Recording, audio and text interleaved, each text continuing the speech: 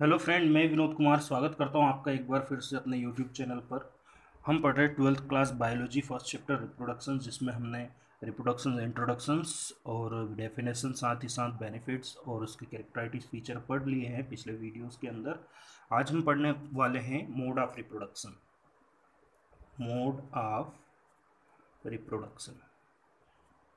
तो देखिए फ्रेंड्स, यहाँ पर जो रिप्रोडक्शन की प्रोसेस होती है दो तरीके से होती है। सबसे पहला जो रिप्रोडक्शन का मोड है वो है ए सेक्सुअल रिप्रोडक्शन। पहला मोड है ए सेक्सुअल रिप्रोडक्शन, जबकि जो दूसरा मोड इसमें आता है वो है सेक्सुअल रिप्रोडक्शन। तो दो तरीके से रिप्रोडक्शन होता है, ए सेक्सुअल रिप्रोडक्शन और सेक्सुअल रिप्रोडक्शन। हम लोग इस वीडियो के अंदर ए सेक्सुअल रिप्रोडक्शन बेसिकली पढ़ने वाले हैं कि ए सेक्सुअल रिप्रोडक्शन होता क्या है। तो रिप्रोडक्शन की प्रोसेस जो होती है, इसके अंदर ऑर्गेनिज्म नए ऑर्गेनिज्म प्रोड्यूस करते हैं। सो ए सेक्सुअल रिप्रोडक्शन हम इस तरह से डिफाइन कर सकते हैं कि ए sexual reproduction is the ability of organism, it is the ability of organism. ये ऑर्गेनिज्म की एबिलिटी होती है टू प्रोड्यूस न्यू वंस, जिससे कि प्रोड्यूस होते हैं न्यू ऑर्गेनिज्म। ओके, नए ऑर्गेनिज्म यहाँ पर प्रोड्यूस होते हैं बाय सिंगल पेरेंट्स, एक अकेले पेरेंट्स से यहाँ पर ऑफ स्प्रिंग प्रोड्यूस होते हैं, और इसमें विदाउट फर्टिलाइजेशन, विदाउट फर्टिलाइजेशन ये प्रोसेस होती है। फर्टिलाइजेशन आप सभी जानते होंगे, आई होप अच्छे से, क्योंकि फर्टिलाइजेशन की process fusion of the gamete होता है। यहाँ पर गैमेट का फ्यूजन नहीं होगा, सिंगल पेरेंट से रिप्रोडक्शन होता है। इसमें gamete formation does not take place, मतलब जो गैमेट फॉर्मेशन होते हैं, गैमेट रिप्रोडक्टिव सेल्स होती है, वो रिप्रोडक्टिव सेल्स यहाँ पर फॉर्मेट नहीं होते। बिना रिप्रोडक्टिव सेल्स से यहाँ पर रिप्रोडक्शन होता है।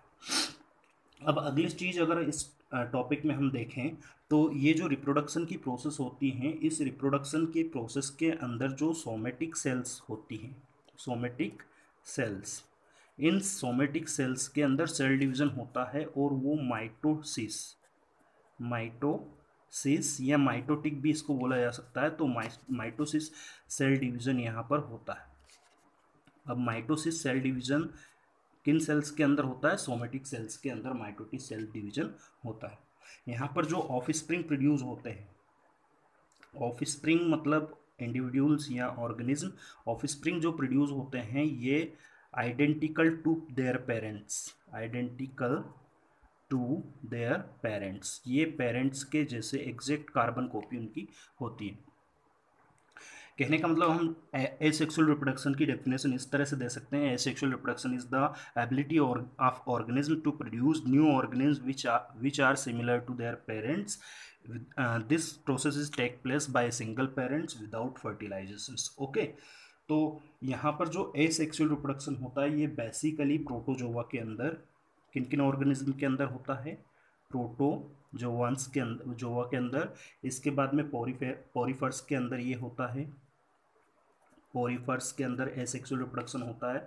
साथ ही साथ सिलेंट्रेट्स के अंदर ये होता है, सिलेंट्रेट्स ऑर्गेनिज्म के अंदर ये एसेक्सुअल रिप्रोडक्शन होता है।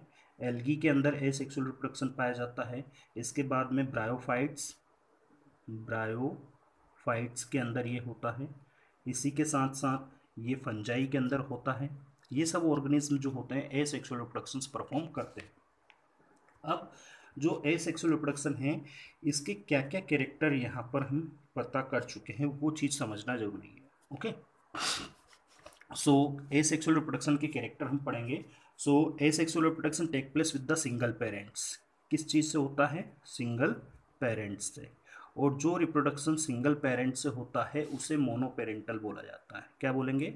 मोनोपेरेंटल। मोनोपेरेंटल का मतलब एक ऑर्गेनिज्म या एक ही पेरेंट से होने वाला रिप्रोडक्शन। यहाँ पर ये रिप्रोडक्शन सोमेटिक सेल्स के अंदर होता है। किसके अंदर होता है? सोमेटिक सेल्स के अंदर ये रिप्रोडक्शन होता है। अब सोमेटिक सेल्स के अंदर रिप्रोडक्शन होता है, इसलिए इसको सोमेटिक रिप्रोडक्शन भी कहा जा सकता है। It is also known as somatic reproduction. इसे सोमेटिक रिप्रोडक्शन भी हम कह सकते हैं। अगली चीज़ यहाँ पर होता है कि जो गैमेट होता है, इन गैमेट का फ्यूजन नहीं होता है, मीन्स विदाउट फर्टिलाइजेशन, बिना फर्टिलाइजेशन के ये रिप्रोडक्शन परफॉर्म होता है, गैमेट का फ्यूजन नहीं होता है। इसके बाद में अगर बात करें यहाँ पर तो सोमेटिक सेल्स के अंदर डिवीजन होता है और वो डिवीजन होता है माइटोटिक या आर माइटोसिस। बात एक ही है, दोनों माइटोटिक और माइटोसिस दोनों एक ही नाम है, माइटोटिक या माइटोसिस सेल डिवीजन यहाँ पर होता है।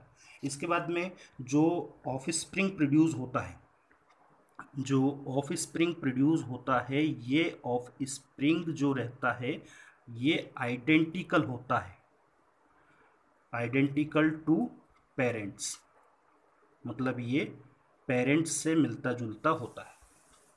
Offspring is identical to their parents, मतलब ऑफ स्प्रिंग जो रहता है वो अपने पेरेंट्स के हूबहू रहेगा। इसके बाद एक और चीज़ यहाँ पर अगर हम बात करें कि जो रिजल्टिंग ऑफ स्प्रिंग रहेगा, ये जो रिजल्टिंग ऑफ स्प्रिंग रहता है इसके अंदर हैप्लॉइड एंड डाइप्लॉइड, हैप्लॉइड और डाइप्लॉइड ये दोनों स्टेजेस होती हैं लाइफ साइकिल की। तो हैप्लॉइड और डाइप्लॉइड जो यहाँ पर स्टेजेस आती है इनका अल्टरनेशन नहीं होता है, alternation of generation does not take place, मतलब यहाँ पर alternation of generation does not take place, generations का अल्टरनेशन नहीं होता। मतलब जनरेशन ऑफ अल्टरनेशन का सीधा सीधा मतलब हम ये कह सकते हैं कि पहले हैप्लॉइड स्टेज आएंगी, फिर डाइप्लॉइड स्टेज आएंगी, फिर हैप्लॉइड स्टेज आएंगी न्यू ऑर्गेनिज्म के अंदर, तो ये प्रोसेस यहाँ पर नहीं होती है। ये जो फीचर्स हैं ये सब एसेक्सुअल रिप्रोडक्शंस के अंतर्गत आते हैं जो अभी आपको मैंने बताए। Is that clear? अब यहाँ पर जो एसेक्सुअल रिप्रोडक्शंस हैं इसके क्या एडवांटेज होते हैं, एडवांटेज मतलब क्या क्या फ़ायदे हैं। हम एडवांटेज पढ़ेंगे एसेक्सुअल रिप्रोडक्शन के, एसेक्सुअल रिप्रोडक्शंस के क्या फ़ायदे हैं। सबसे पहले ये मोनोपेरेंटल होता है, इसलिए only one parent is required, only one parent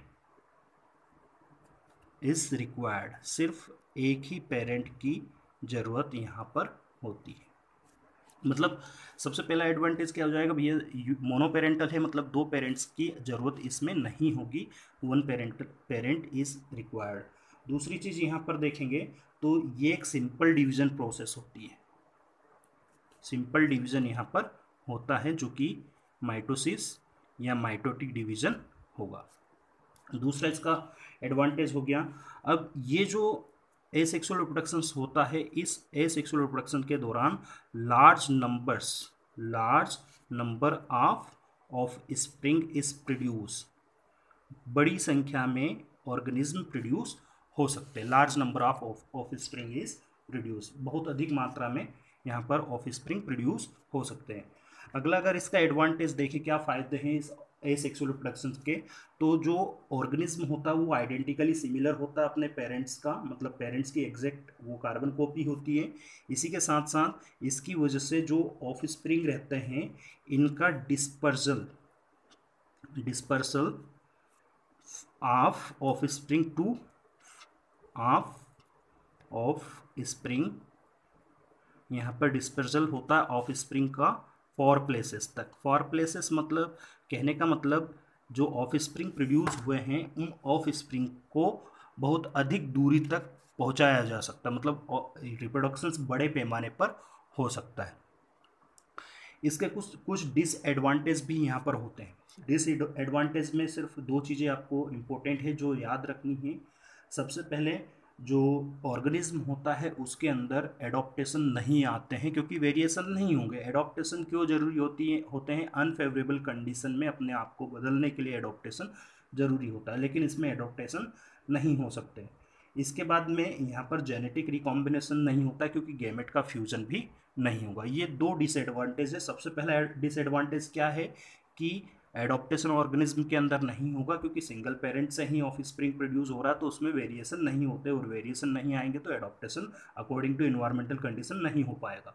दूसरी चीज़ यहाँ पर होता है जेनेटिक रिकॉम्बिनेशन इसमें नहीं हो पाता क्योंकि गैमेट का फ्यूजन नहीं होता है। I hope you all understand about the asexual reproductions, यहाँ पर एसेक्सुअल रिप्रोडक्शंस के 6 टाइप है, जिसमें फीजन, बर्डिंग, प्लाज्मोटोमी, गैमेलियो फॉर्मेशंस, फ्रेगमेंटेशन या रीजनरेशन और स्पोर फॉर्मेशन, ये 6 टाइप जो एसेक्सुअल रिप्रोडक्शन के हैं वो हम नेक्स्ट वीडियो में पढ़ने वाले हैं deeply. Is that clear? I hope you all understand this. If you like my video, please like and share it, and also subscribe my channel. Thank you.